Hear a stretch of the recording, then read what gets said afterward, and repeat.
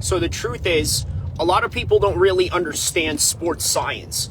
They look at Jon Jones and think to themselves, my goodness, this guy is not in shape. He's not ready for this fight, in comparison to somebody like Cyril Gahn, who is naturally cut. And not only naturally cut, but also within that natural muscular frame that he is as a natural heavyweight that he always was and always will be. Now with Jon Jones, it's a little bit different. You see, you got to understand from the perspective of bodybuilding that even if in that case, most bodybuilders have a bulking phase. And when they try to go down and get ripped up, a lot of it, they use cardio, they use methods of leaning out and things of this nature. But in the fighting side, you have to understand that if Jon Jones was to do that, do the bulking phase, which is what he did for mixed martial arts heavyweight division wise, then, you know, now he has to try to somehow cut fat that he may not really need to do, other than just for vanity reasons. You see, that's the reality that a lot of people have to understand, is that there is a vanity reason that people are looking at Jon in terms of what they're expecting a heavyweight version of Jon Jones to be. Now, here's something a lot of people have to understand.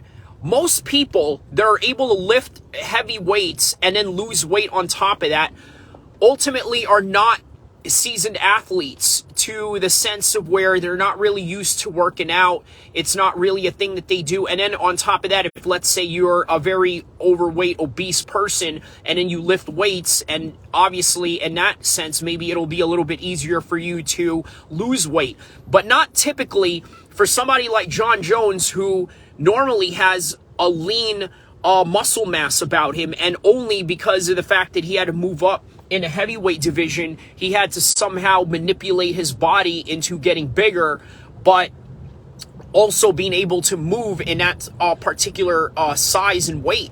Now, here's one thing that a lot of people have to understand. The diminishing return aspect of this is that if Jon was to somehow get ripped, right? Because he already bulked up, he already had himself in the bulking phase. If he was to get ripped, meaning that he had to go cut weight all the way down to trying to lose a certain level of body fat, you got to ask yourself, is he going to be able to somehow perform in the right way that he needed to be? Meaning that, is he going to have the right stamina? A lot of people don't understand that part of stamina, part of fat rather, in an athlete's body actually helps with a certain level of endurance. Because if you're going out there and you're just burning fat, okay, and all of a sudden now all of that is gone, what are you really burning after that? You're burning muscle.